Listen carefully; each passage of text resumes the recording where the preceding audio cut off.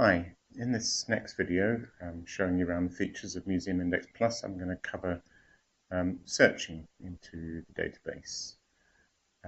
So in the previous video I mentioned that there's a Google-style free text search box in the top right-hand corner here, and we can use this to search for basic words and phrases across all the fields in the catalogue records. So for example, I can do a search for the word vase.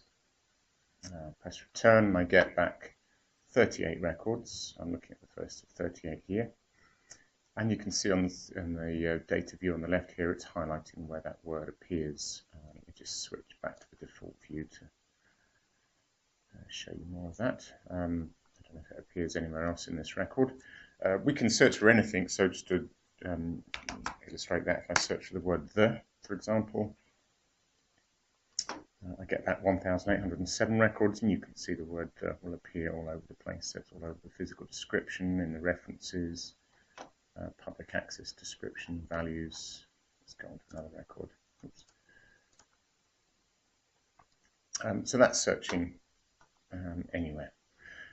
So I can combine words with booleans. So let's just do a few examples of that. Let me just search. If I search for, I could search for red, and I'll get back 388 records. I could search for red and green,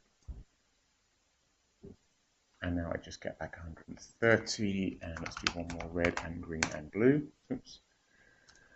Red and green and blue. And we're down to 74 records now. You can see when I've typed these words in, it's uppercase the ones that it recognizes as keywords. If I actually wanted to search for the word and, then what I have to do is just quote it. So if I put the word and in quotes, then I'm actually searching. See if I can find some. There we go. I'll actually search for the word and. So as well as and, I can use or. So I could use red or green.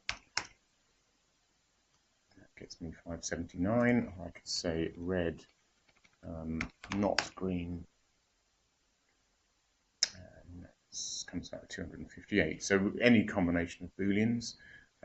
You can use brackets where maybe the meaning is not clear. So if you want to say everything that's got red and blue but not green, then you can phrase it like that.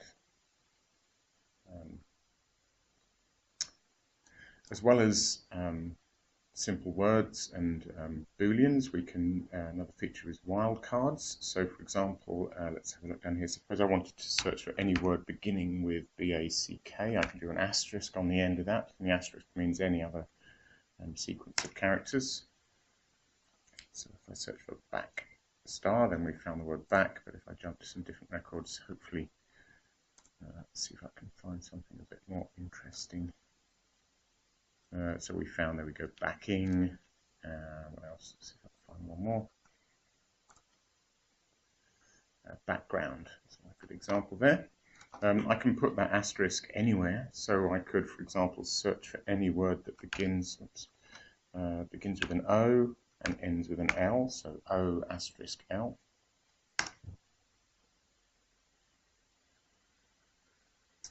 And then we should find, not quite sure what we're going to find actually, but let's have a look. Okay, so we found the word oval and original. So wildcards are another very powerful feature of searching. All the searches that I'm running here are going into the history, so I can jump back to previous searches if I want to go back to my red and green and not blue, which found 101 records. I can just click back on that entry in the search history. Let's do one more. If I want to go back to my original search for vase, just click on that. And that takes me back to the 38 records I got from that search.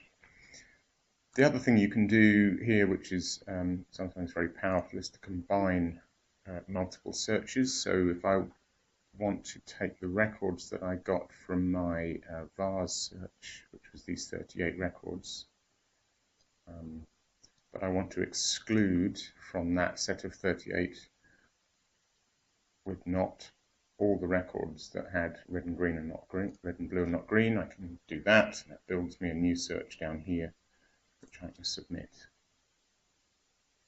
So you can run various searches and then combine the results of those searches in all sorts of different ways to get to the set of records you want. Obviously, all the searches that I'm doing here are searching across all the fields of the database. They're not targeted on any one field. So if I now want to search more precisely, if I want to search just into the brief description, for example, then what I have to do is use the advanced search form, which I can get to either here, or if I was on the home screen, we can just get to it from this button here. So we're going to search for objects. So the search form, the layout's similar to the data form actually. So we have these section headings. So we have our identification and production fields, our description and dimension fields. And I can type my search criteria into any one of these boxes to search just into that field.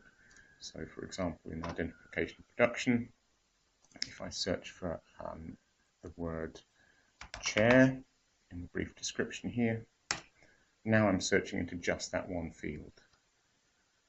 Let's just wait a second for that search to run. And you can see now I've just searched into that field. And you can see it hasn't done any highlighting on the word chair here, because the reason it found this record is because of this word here in brief description. If I click back, in this instance what it will do is take me back to the search form so I can refine it a bit more. On the left here you can see a summary of the search that I've done. There are some things set by default, so by default we're excluding failed acquisitions, potential acquisitions, deposits, and we're sorting on object number by default. We can fill in as many of these fields as I like, so I could have, let me just remind myself what I found with my chair search by running it again. Let's see, so suppose I wanted to include, well, as an example, so here we have object production place for this chair is Paris. Now if I look at Paris, Paris is situated within ultimately France and France within Europe. So one of the things I can do, if I go back to my search form again, is I could leave my chair there, and I could also say that in the production place here I want to find anything within France. Now what this selection plus narrower terms here means is that it's going to include not just France but anything, any object production place categorized below France. So I run that search. I can sort of restrict my search. It's found a number of matches for France within the place thesaurus I'm using. I'll just go with France. Okay, so that's only brought back the one chair that I was looking at before. I'm going to go back to my search form and broaden that. I'm not sure if this is going to work or not, but let's try including the whole of Europe now.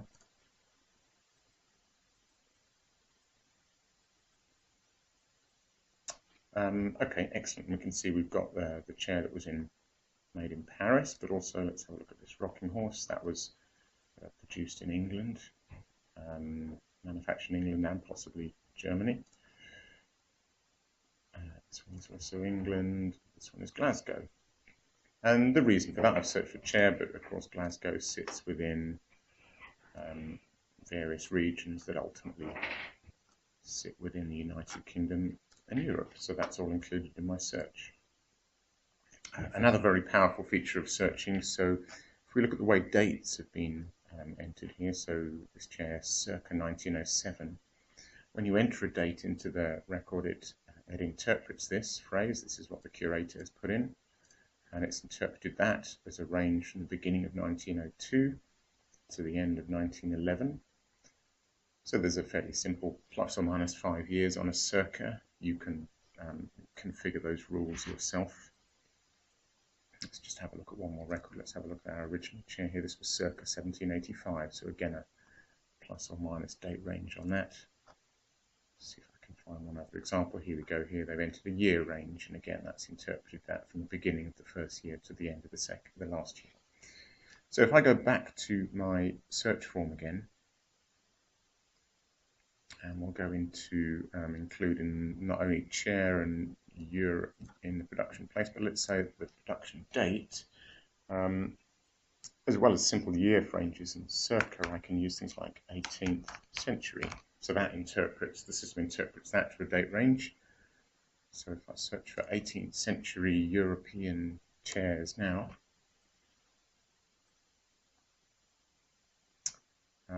we've now got 8 records, and you can see the sort of thing. Let's hit this one. Let's hit this one. This is just overlapping on 18th century. This one's well in the middle of the 18th century. Just as one more example, let's go back to the search form, and we'll change the date range to be 17th century instead.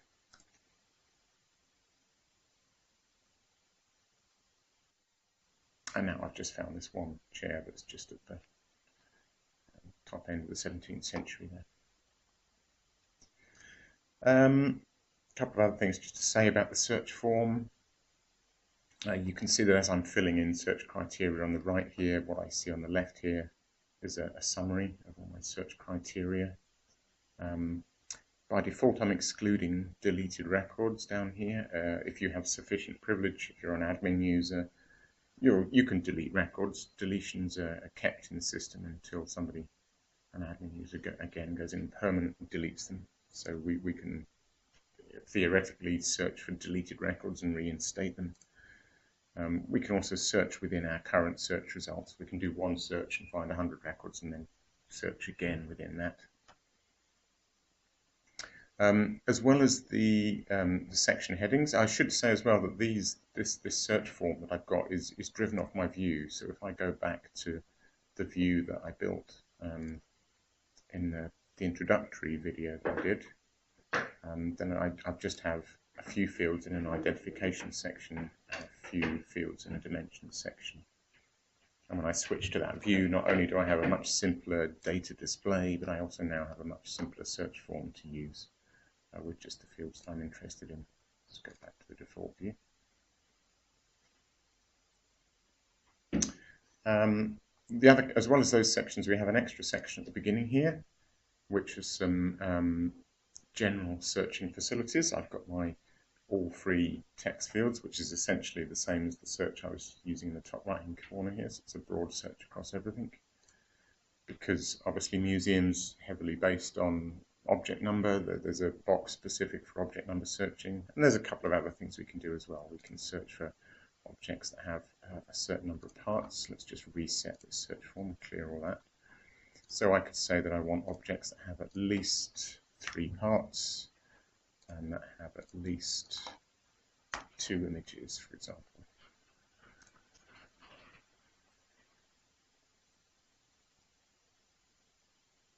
And that search, you can see, brings back 56 records, each of which has multiple parts and multiple images.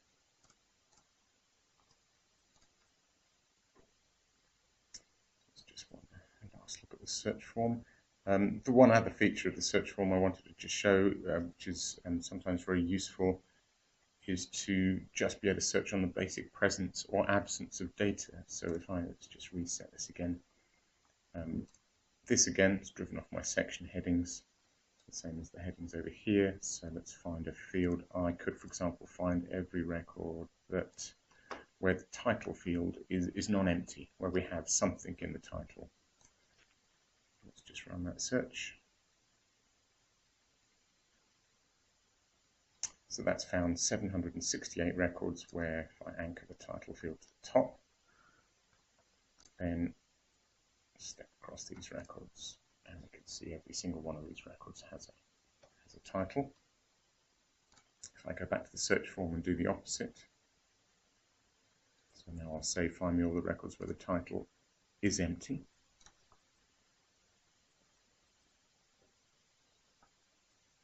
And this should be, yeah, okay, so it's about 1,200 records, and these will be, let's just skip these first few because these are my test records and things, but you can see none of these records have a title filled in. So that can be very useful when you're doing data consistency checks and you want to find all the records where you haven't yet filled in the condition code or something like that. I think, let me just go back and double check, but I think that largely covers searching. All the facilities I spoke about before, about wildcards and things, you can use those within this search form as well. So, you know, I can say, you know, of those records where the title is not empty, I'm also interested in, let's go back to the other, where the title is not empty, and where, let's do one last search, title is not empty and the brief description contains any word beginning with THE and an asterisk. So you can combine all of those facilities in any number of ways.